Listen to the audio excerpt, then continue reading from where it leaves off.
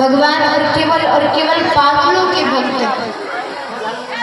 जीवन में खूब ज्ञान आ जाए, लेकिन इस ज्ञान की बदौलत प्रभु की प्राप्ति कर ले, ये नहीं हो सकता। हाँ, अगर प्रेम बहुत है भगवान के प्रति तो भगवान तो आने के लिए तैयार है। भगवान तो सोचते कोई एक बार बुलाए तो सही। भगवान के पास है हमेशा और हमेशा जो प्रेम वाली आवाज है ना, वो आवाज पहुंचती है।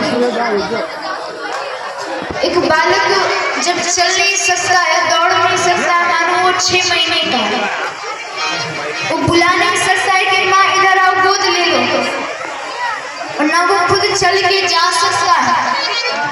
उसके पास केवल और केवल एक ही रास्ता होता है, रो और रोए जाओ। बस माँ जो है खुद आकर के गोद में उठा लो।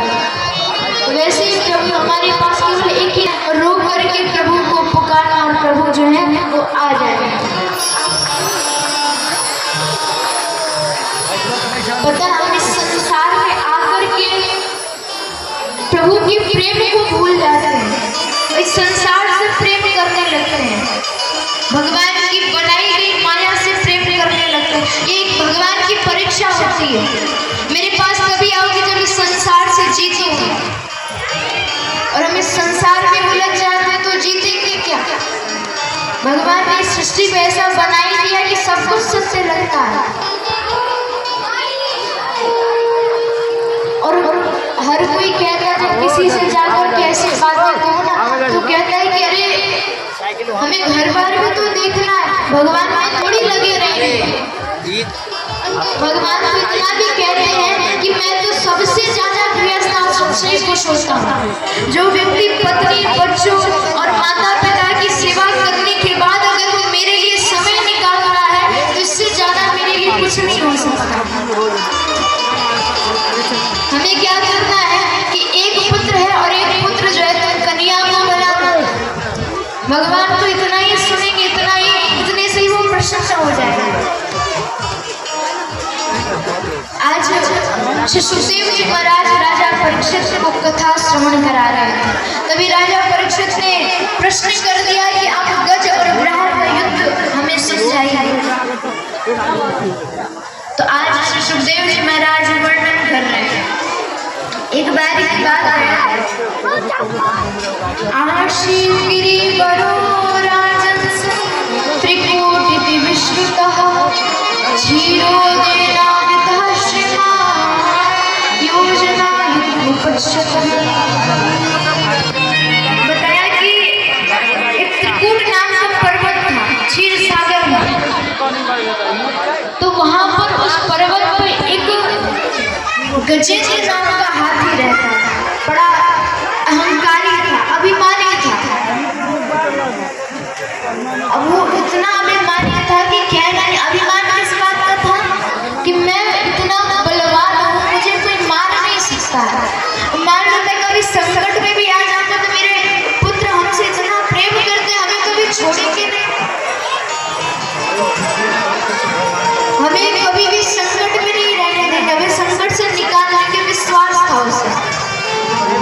इसी बात का अभिमान था। जब वो चलता था ना, तो वो छोटे मोटे जो खरगोश दिख जाते, पेड़ पौधे दिख जाते, तो उखाड़ता और नीचे फिर फेंक देता। जीव जंतुओं को तो वो ऐसे सामान समझता, उठाया और फेंक दिया।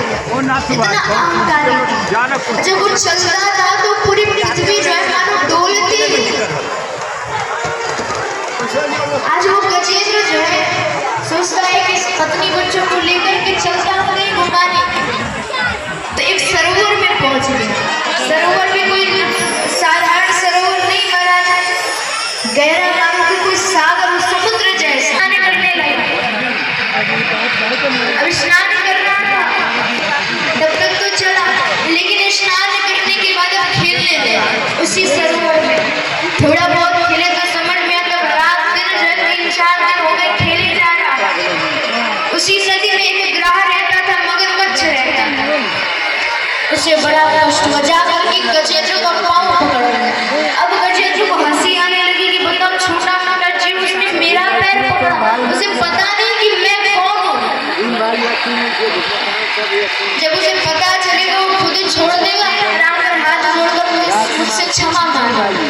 इतना अहंकार। बहुत समय बीत गया। अब उस ग्रह ने जब पूरा रक्त पान कर लिया था, वो जब गजेंद्र थोड़ा हल्का पड़ जाता है, जब उसे लगने लगा कि मेरे प्राण संकट में है, तब अपने पत्नी बच्चों को बुलाने लगा। देखना जरा कुछ है क्या? लगता है किसी ने मेरा पाँव पकड़ा हुआ, मेरे प्राण संकट में मेरी रक्षा करो। पत्नी बच्चों ने सुना तो देखने लगे, खींच रहे हैं, खींच के बाहर कर रहे हैं। एक बार वो तो सब बाहर कर लेते, लेकिन फिर से वो गजेंद्र जो है फिर से अंदर कर देता। पत्नी बच्चे सूट पकड़ के बाहर करते, फिर वो ग्रह अंदर कर लेता। अब ऐसा चलता रहा, कभी गजेंद्र बाहर चला जाता और कभी वो ग्रह गजेंद्र को लेके नदी में चला जाता। चलता रहता, बहुत दिन बीत गए। अब पत्नी बच्चे वापस आ रहे। गजेंद्र को लगा ये कोई उपाय करने जा रहे मुझे बचाने के लिए। तो पूछा कि अच्छा बेटा कहाँ जा रहे हो? अब आप नहीं पूछो, अब आप क्या सोचते हैं? अरे पानी पीने से जीवन थोड़ी बीत जाता, भूख थोड़ी मिट जाती। पानी पीने से तो केवल प्यास बुझेगी और हमें बड़ी जोर से भूख लगी। इतने दिन हो गए कुछ खाया पिया नहीं है, अब हमें जाने दो। गजेंद्र ने सोचा कि पता नहीं इन्हें क्या हो गया। पत्नी को बुलाया, अरे तू कहाँ जा रही थी? तो रुक जा। अरे बच्चे तो अभी छोटे हैं, नादान हैं, तू कहाँ जा रही थी? पत्नी ने कहा कि अजी आपकी मति खराब हो गई है क्या? आपको लग रहा है कि मैं जीवित बचूंगा? तो आप क्या सोचते हैं आपकी वजह से अभी यही में भूखे प्यासे अपने प्राण त्याग रहे हैं? हम जा रहे हैं, अब जो करना खुद करो। आज पत्नी बच्चों को जाकर देख करके गजेंद्र की आंखों में आंसू आ गए। जीवन भर किस चीज का अहंकार था कि बहुत बलवान, ये बल किसी काम का नहीं होता जब वृद्ध हो जाओ। और एक बात इस संसार की, हमने इस संसार से इतनी उम्मीद लगाई है कि हम जब दुख में जाएंगे तो ये हमारी रक्षा करेंगे, हमें संकट से बाहर निकालेंगे। कुछ समय तक तो ये आ जाते हैं और हमें उसी समय लगता है कि ये हमारे सच्चे मित्र हैं, लेकिन जब देखते हैं कि हमसे कुछ नहीं होने वाला तो ये छोड़ के जाने लगते हैं, छोड़ कुछ नहीं होने वाला। तब जाकर हमें पता चलता है कि संसार की वास्तविकता कुछ और है। अभी तक हम कुछ समझ नहीं पा रहे थे। पत्नी ने कहा कि अजी वो आपका तो कर्तव्य था, वो आपका धर्म था, हमारी सेवा करना। और रही बात पाप की, तो हमने भोगी, आपने पाप किया तो आप सजा भोगो और हमें जाने दो, हमें मत रोको। आज उस गजेंद्र को पता चल गया कि इस जीवन की सत्यता कुछ और ही है। अब वो क्या कर रहा है? अब एक एक करके देवी देवताओं को बुला रहा है। हे भोले बाबा हमारी रक्षा करो। भोले बाबा रक्षा करने के लिए आ ही रहे हैं, तब तो तुरंत बुला लिया, हे गणेश जी आप हमारी रक्षा करो। गणेश जी आ रहे हैं। अब गणेश जी आ ही रहे हैं, भोले बाबा रुक करके जब मेरा पुत्र जा रहा था मेरे जाने का कौन सा मतलब? गणेश जी भी आ रहे हैं, आधी रात में पहुंचे तब तक कार्तिकेय जी को बुला लिया। अब गणेश जी ने सोचा कि जब बड़े भैया जा रहे तो मेरे जाने का कौन सा मतलब है, इसलिए कहा गया जीवन में हमेशा 5 चीजें एक बनाना: मंत्र, माला, गुरु, इष्ट और आसन।